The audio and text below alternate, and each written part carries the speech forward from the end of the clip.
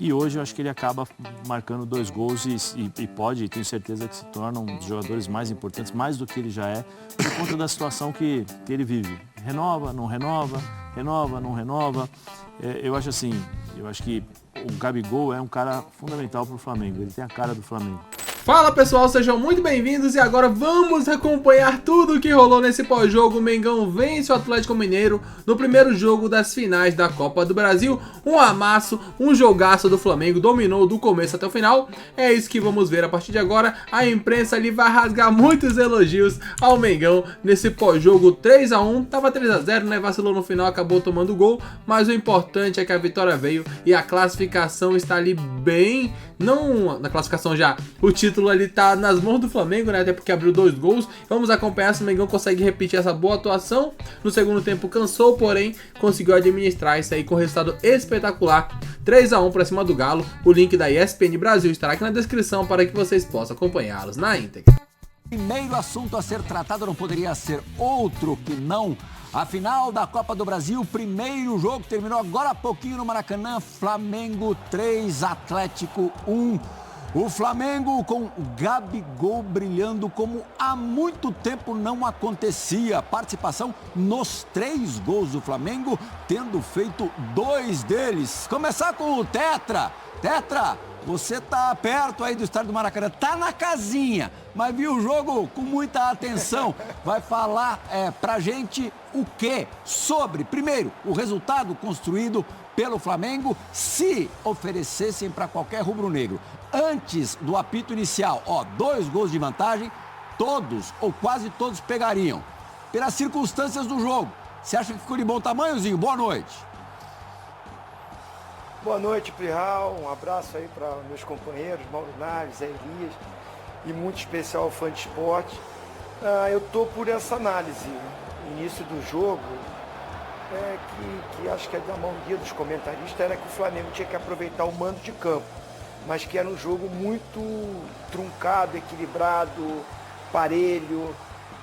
O momento que o Atlético vive nas Copas, a classificação para a final na Libertadores, a evolução de alguns jogadores, o retorno de outros, e um Flamengo com, não é desconfiança, mas assim, muitos desfalques, e aí ainda teve mais desfalques, a ausência do Bruno Henrique também, que é um jogador importante, o Pulgar como volante, qual seria a formação que o Felipe Luiz levaria a campo. Eu lembro que durante a semana, lá no nosso UFC, eu até comentei sobre essa possibilidade de ser mais ousado o Felipe Luiz e vir com 2 pontas.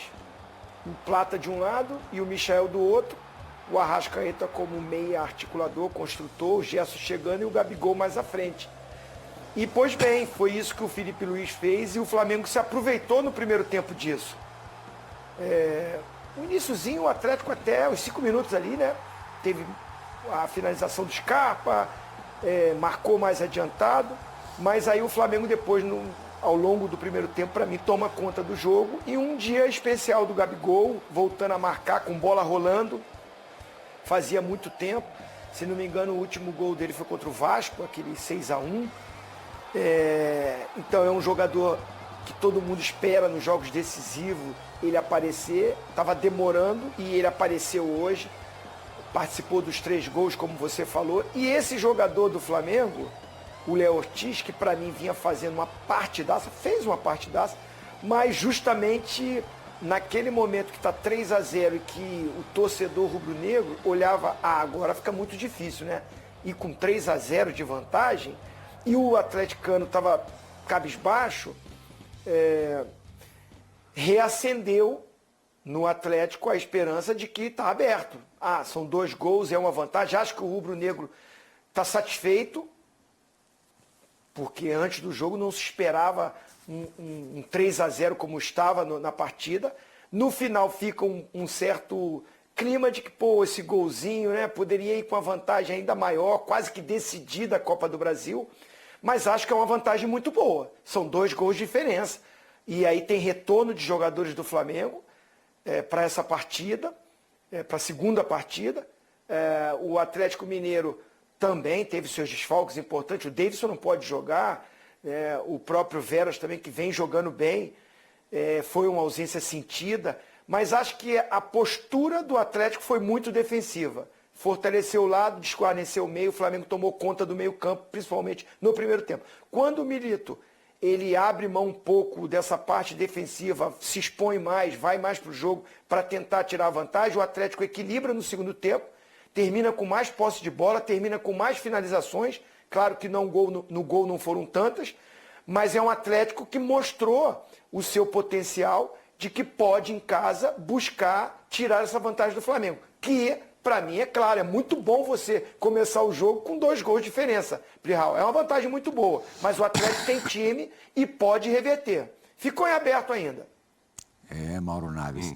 Muitas vezes, no mata-mata, a ordem dos gols altera, não o produto, mas altera o estado de espírito, né?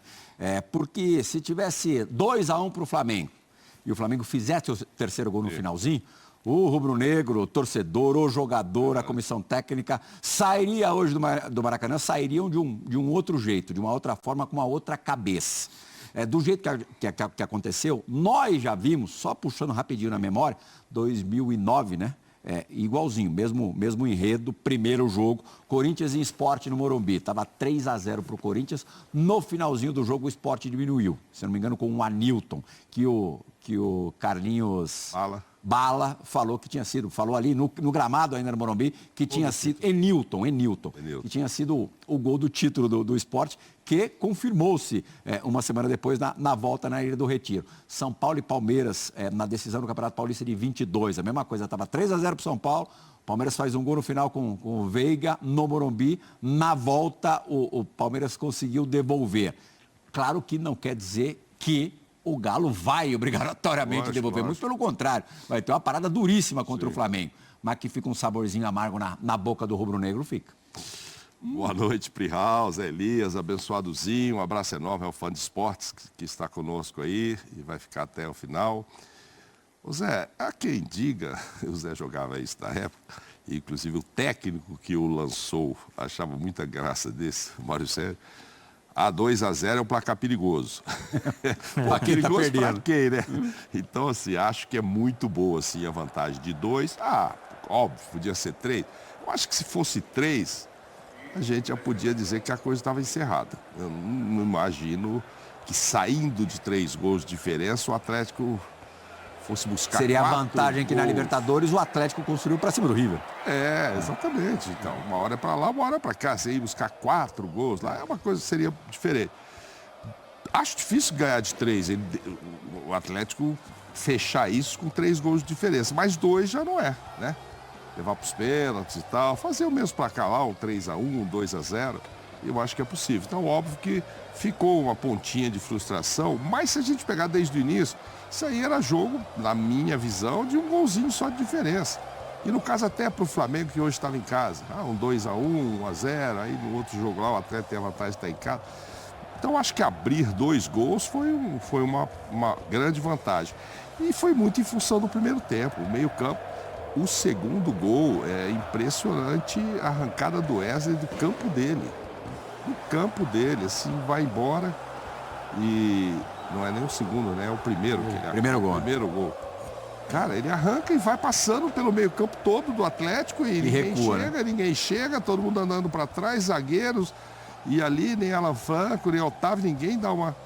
E ele vai até quase na grande área. Se ele limpa o zagueiro ali faz, era um golaço do próprio Wesley. Mas enfim, ele vai, passa a bola, teve muita liberdade, ganhou muito meio campo o Flamengo no primeiro tempo. No segundo tempo, claro, com 2 aí para tentar tirar a desvantagem, o Atlético melhorou muito, teve muito mais posse de bola no segundo tempo e, claro, como estava perdendo, foi para cima, então aumentou o número de finalizações, bem maior do que do próprio Flamengo, que ainda assim vem e faz o terceiro gol. Foi uma infelicidade, o Zinho citou ali, o zagueiro estava muito bem, o Ortiz, mas é do jogo, né? Aí é do jogo, são os caprichos do futebol. E o Allan Kardec, que não tinha marcado nenhum gol esse ano, fez um gol muito importante. O último gol havia sido em junho do ano passado, no jogo contra o Fortaleza. O único gol dele até então com a camisa do Galo. Então, e ele teve propostas para sair na janela, mas resolveu ficar. Mas aí chegou o Daverson, e aí ainda o espaço dele ficou menor no time para entrar, né? E aí o cara sem ritmo, porque ele sabe fazer gol, a gente o conhece há muito tempo. Mas sem jogar, sem ritmo, sem nada, aí de repente faz um gol assim fundamental, que pode vir a ser fundamental, dependendo do resultado do segundo jogo. Porque quem também não fazia gol há muito tempo e fez logo 2 foi o Gabigol. E num momento muito importante para ele, essa história, sai do Flamengo, não sai do Flamengo. As manchetes perguntam, seria a última final dele pelo Flamengo? Não vai ser. O Flamengo ganha, ele vai lá em Minas, agora ele faz mais um gol decisivo. Como é que fica? Agora vão dar o aumento que ele quer. Não, acho que agora se o Flamengo for campeão, ele não precisa nem fazer gol mais em Minas, que ele vai ficar marcado como um cara importante na decisão. Não, óbvio, ele já é um cara muito importante em todas as decisões que ele participou. Acho que é essa 17ª que ele participa e tinha feito em 16, 14. Agora é 15 em 17. Quer dizer, tem jogador assim, Zé, que realmente na decisão... Quer falar alguma coisa, Zinho? Olha lá, 16 Não, gols. tá aí na nossa página. Tem 16 gols em 17 finais. É isso aí. Bom, eu ia te perguntar, Zé, mas acho que, bom, boa noite primeiro. Só essa tarja aí já meio que responde por você, né? Tem jogador mesmo que é especial, que na hora do vamos ver, ele aparece mais que os outros, né? Ele fez a quantidade de gols que eu fiz na minha carreira, mas só com a diferença, em finais. Só isso. Você fez isso tudo de gol? Não, é que eu não conto os amistosos, né? Amistosos e tal, assim. Treino, né? Gol de treino, né? Essas coisas assim, então. Boa noite, Plirra. Boa noite, vovozinho. Prazer participar do programa com você. Mauro, boa noite a todos.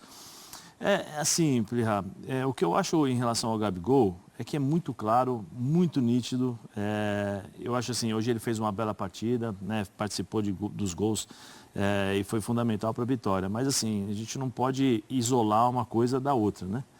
O que aconteceu com o Gabigol nos últimos 2 anos com a final. Ele é importantíssimo, mas aí você tem que analisar o que aconteceu, o que foi. O problema era só o Tite?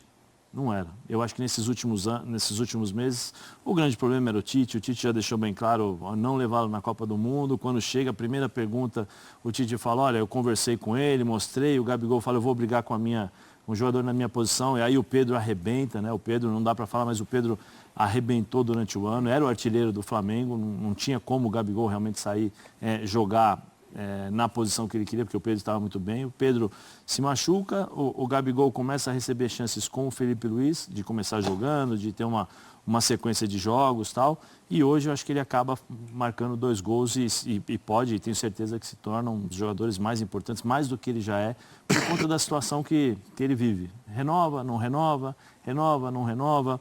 Eu acho assim, eu acho que o Gabigol é um cara fundamental para o Flamengo, ele tem a cara do Flamengo. Mas precisa sentar com ele, precisa ver qual é o Zinho depois pode falar. Eu não acompanho direito, né, em relação aos candidatos, futuros candidatos à presidência, quais seriam as intenções desses candidatos, né, em renova, não renova. Né, porque tem também uma questão, se eu não me engano, uma questão comportamental, né, que teve um desgaste muito grande com essa diretoria. Mas o Gabigol é sempre um cara fundamental nas finais. Você ia me perguntar se existe um cara, né, existem caras para isso? Existem. O Gabigol é um deles. Você vê, tem um cara que era muito chato também, mas ele não é tanto de fazer gols assim em finais, mas é um cara sempre importante. Eu vou pegar um pouco lá da Europa, o Thomas Müller, da Alemanha. O cara que pum, gol. Ele vai lá, gol. O negócio do Müller é Copa do Mundo. Então, quer mais, né? Tem o... Então tá aí um pouco do que rolou nesse pós-jogo, né? Diz aí o que você achou, uma vitória espetacular do Mengão. Como foi comentado aí pelos comentaristas, né? Como foi dito, a gente poderia sair com 3-0. Seria incrível, seria ali praticamente o título garantido, sim. Porém, um 3-1 ainda é um resultado muito bom. Acho que muitos acharam, assim como eu também, que seria um jogo assim bem difícil, bem complicado. E não deixou de ser. Acontece que o Mengão foi muito bem fisicamente. O Wesley jogou muito, o Gabigol foi bem. Assim, o Arrascaeta, o Gerson, assim, o meio de campo do Flamengo foi bem. O Alcaraz entrou jogando muito bem também. Finalmente deu até assistência pro 3º gol. O Léo Ortiz jogou muita bola. O Everton Araújo também jogou muito bem, porém ali o Léo, né, acabou falhando, infelizmente, o que deu esse gol aí pro Atlético no final, o que deixa o jogo em aberto, porém o Mengão tá com 2-0, assim, uma vantagem muito boa. O negócio é não chegar lá retraído, né, tem que jogar na volta, assim como jogou também na ida, é claro, com as devidas precauções. Diz aí o que você achou e daqui a pouco voltaremos com muito mais informações. Valeu!